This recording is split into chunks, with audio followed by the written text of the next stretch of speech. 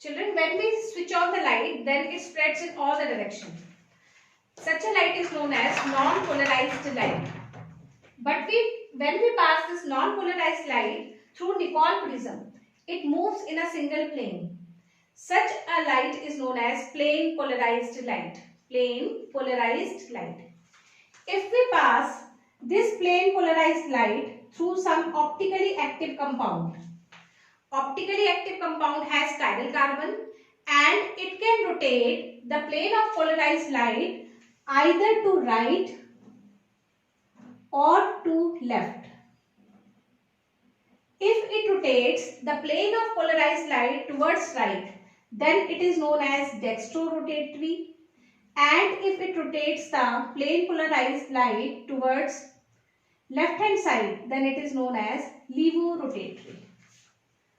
So, the compound, optically active compound, which rotates the plane of polarized lights towards the right, then it is known as dextrorotatory, and if it rotates the plane of polarized light towards left, then it is known as levorotatory. Dextrorotatory is designated by small d. It is also designated by plus symbol. Levorotatory is represented by small l. It is also represented by minus symbol. So small d and small l has a full form, that is dextro and levorotatory. Yesterday I told you that dextrose is glucose, glucose is dextrorotatory, and fructose is levorotatory, fructose is levorotatory. But capital D and capital L do not have any full forms, they are just the symbols, they represent only the symbols. Now similarly, now we will make the structure of tetrose. Tetrose also has 4 carbons. Tetra means 4. So make 4 carbon in chain. I have made 4 carbons in chain. At first carbon, aldehyde group will be given, and at second carbon, ketonic group will be present. Now, the carbon whose valency is not complete, provide that carbon with one OH group. The carbon whose valency is not complete, provide that carbon with one OH group. Now, complete the valency by using hydrogen. Complete the valency by using hydrogen. So, this is a tetrose. This is first carbon, second carbon, third carbon, fourth carbon. Now, here also, provide each carbon whose valency is not complete with OH group and complete the valency by using hydrogen. Complete the valency by using hydrogen. This structure is erythrose. This structure is erythrose and this is erythrulose. Erythrulose.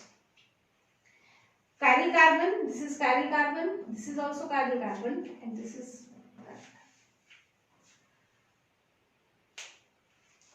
OH group is on right hand side of chiral carbon, therefore this is D-erythrose and this is D-erythrulose. Now, similarly, we can make the structure of pentose.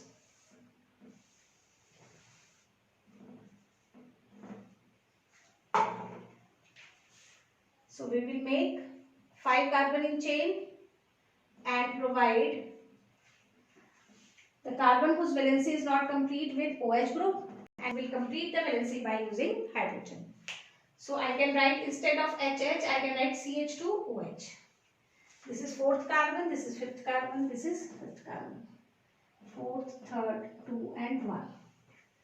In case of aldose, it is ribose, and in this case, it is ribulose.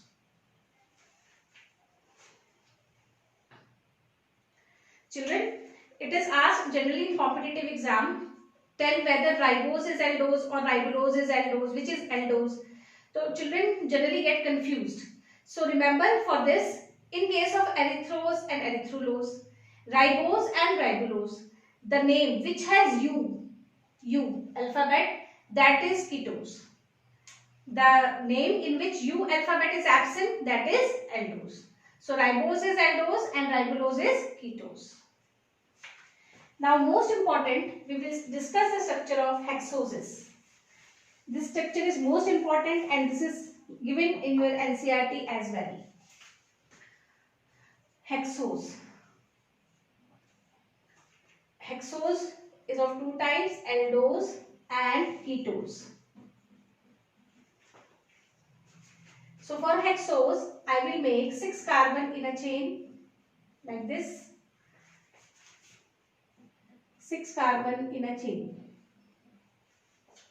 Now, provide first carbon with OH group, and here in case of ketose, second carbon with double bond O, ketonic group.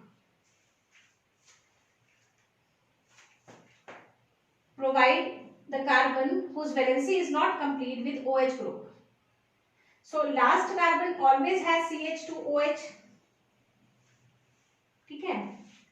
Now in case of aldoses, in hexose, in case of aldoses, at third carbon, the OH will come at left hand side. In rest of the carbons, the OH will come at right hand side. Similarly in ketose, the OH's third carbon will come at left hand side, rest of the OH will come at right hand side, like this.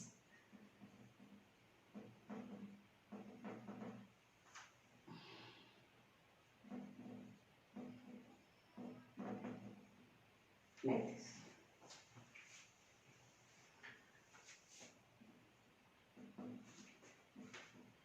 Complete the valency by using hydrogen. Okay.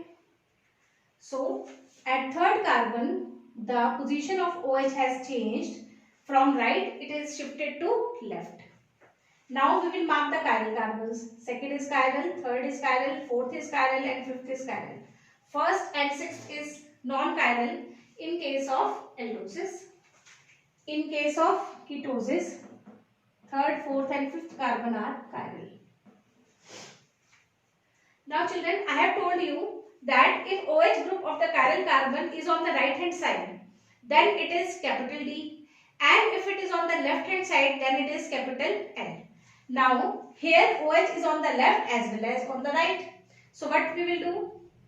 See children, we will see the chiral carbon atom which is farthest from the functional group. जब एक से ज्यादा chiral carbon होते हैं एक compound में, तब D और L लिखने के लिए हम वो chiral कार्बन देखते हैं जो फंक्शनल ग्रुप से सबसे दूर है. अगर उस कार्बन का OH राइट पे है तो हम D लिखेंगे, अगर उसका OH लेफ्ट पे है तो हम L लिखेंगे.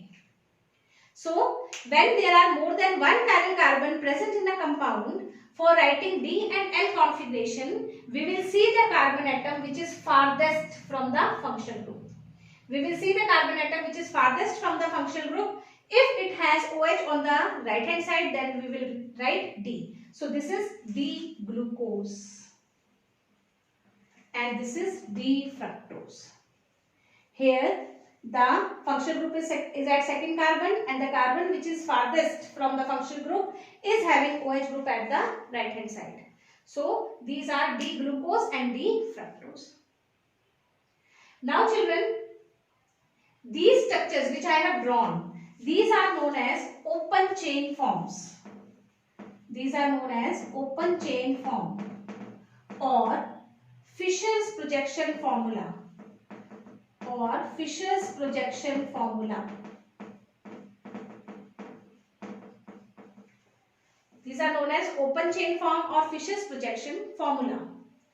But these glucose and fructose, they also exist in ring form. They also exist in ring form.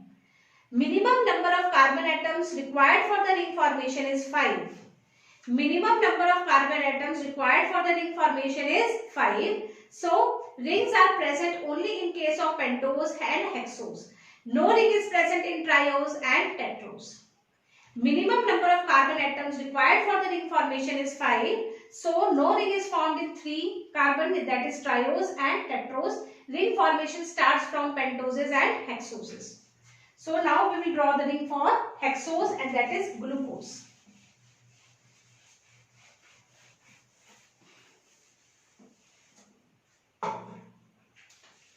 So again I write the structure of glucose. This is glucose.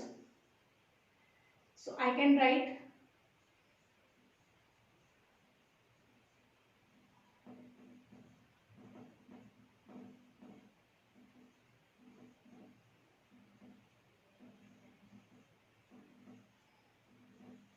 glucose. Now I can write it in a different way like this.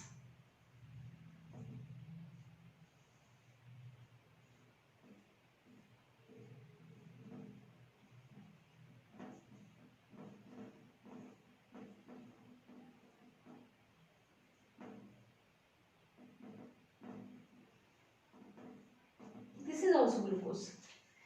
The point at which two lines intersect, we count carbon.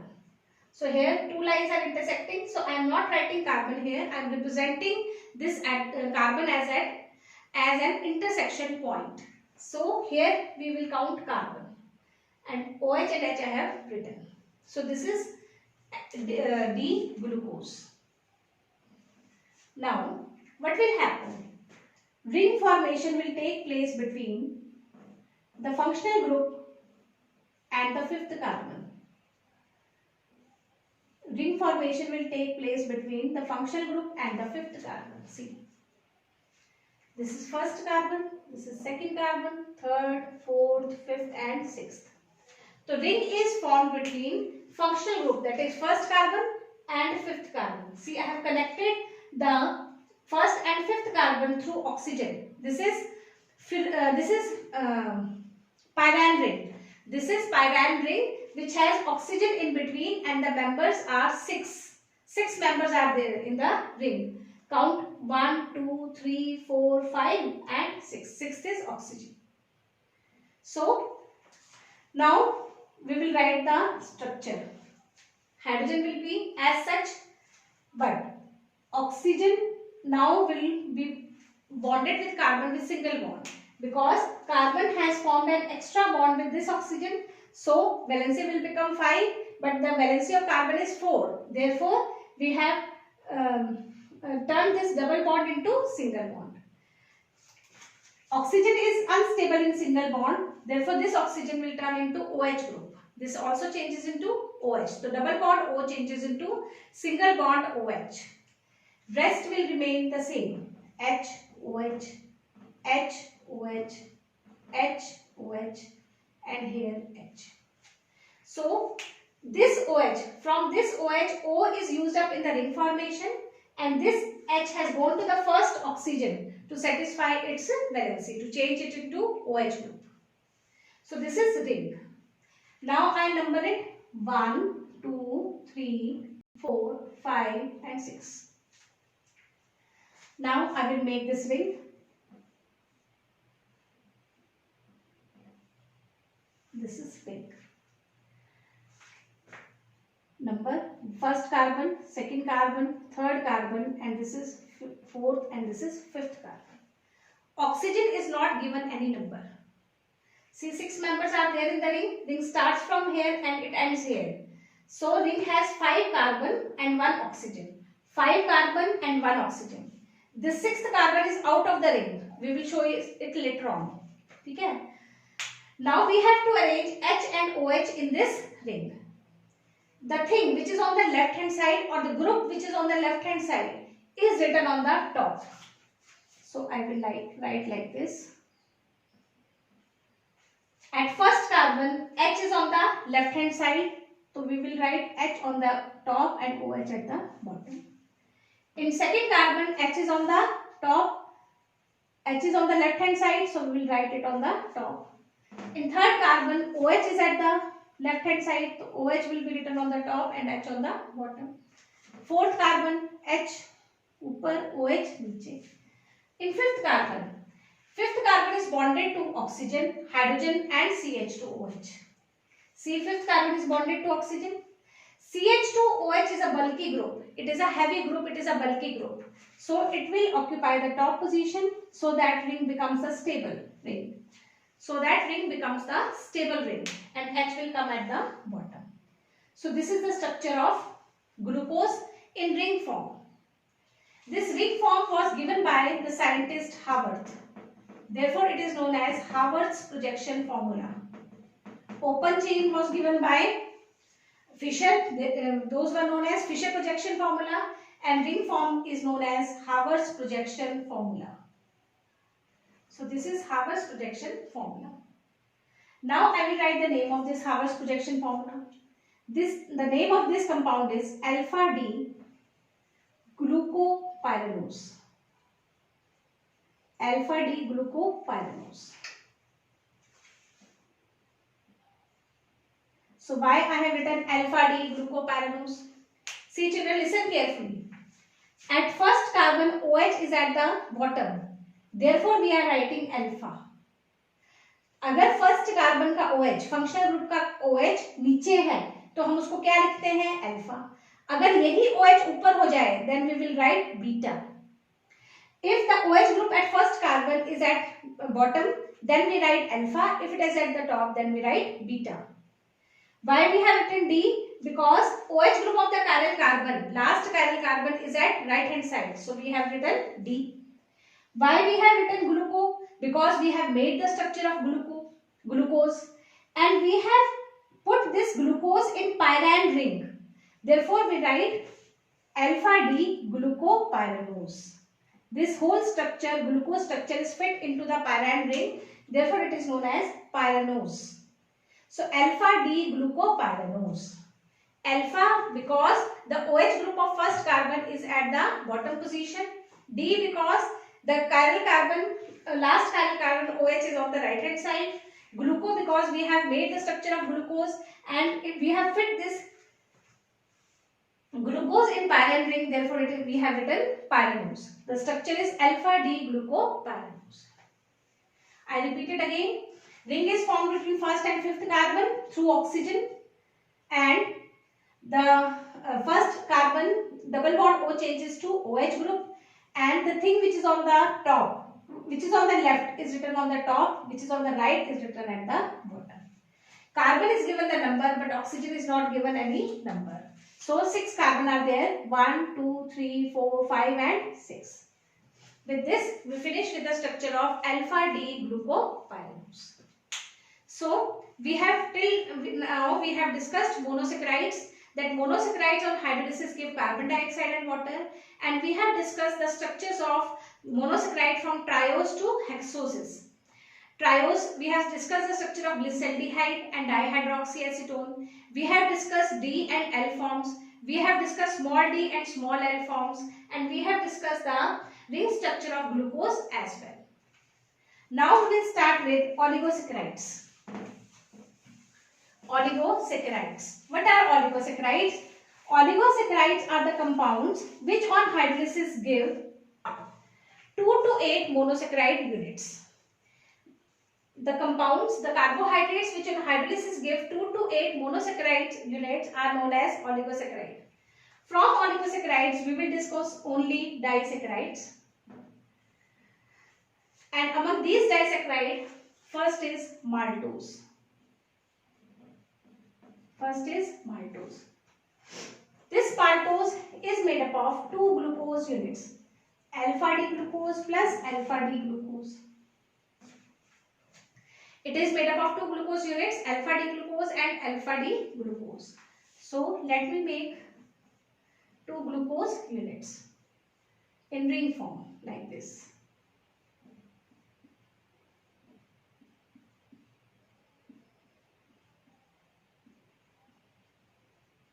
This is alpha D glucose and this is second alpha D glucose.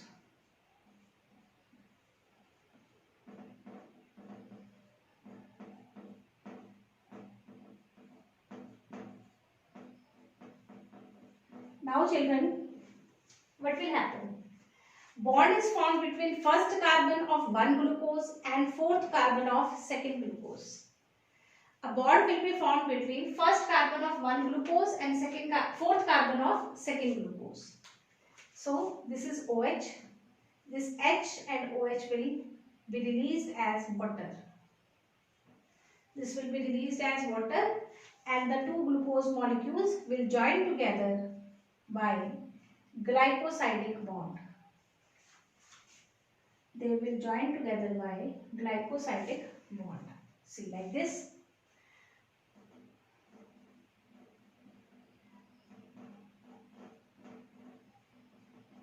You can fill the structure by looking at this structure. Now, this bond formed is known as glycosidic bond. This bond is known as glycosidic bond or glycosidic linkage. Why it is known as glycosidic bond? Because it is formed by carbohydrate. Any bond formed by carbohydrate is known as glycosidic bond. So this bond is known as glycosidic bond, and this bond is formed between first and fourth carbon. So we will write 1 to 4 because functional group of first carbon bond forms a bond with fourth carbon. So 1 to 4. And the configuration of the glucose is alpha. OH is at the bottom. Therefore, we will write alpha 1,4 glycosidic bond. So this bond formed is alpha 1,4 glycosidic bond. So in maltose, two glucose are linked together by alpha 1,4 glycosidic bond.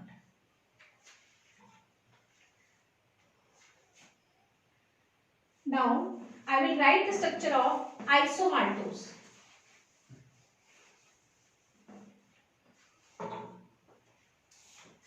Isomaltose.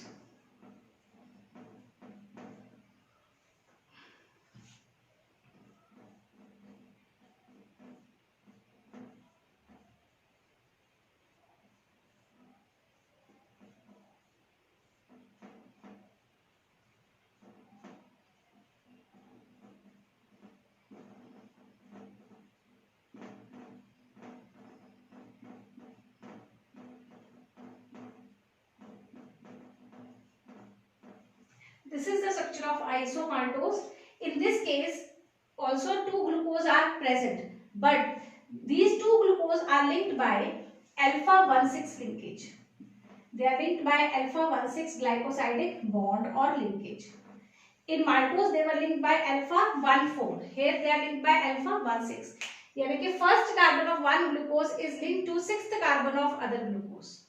See children, this is very important, which the point I am going to discuss. In both the cases, in maltose as well as in isomaltose, the first carbon is free of one glucose. In one glucose, first carbon is busy in bond formation, but the first carbon of other glucose is free. If the functional group is free in one glucose moiety, then the sugar will be reducing.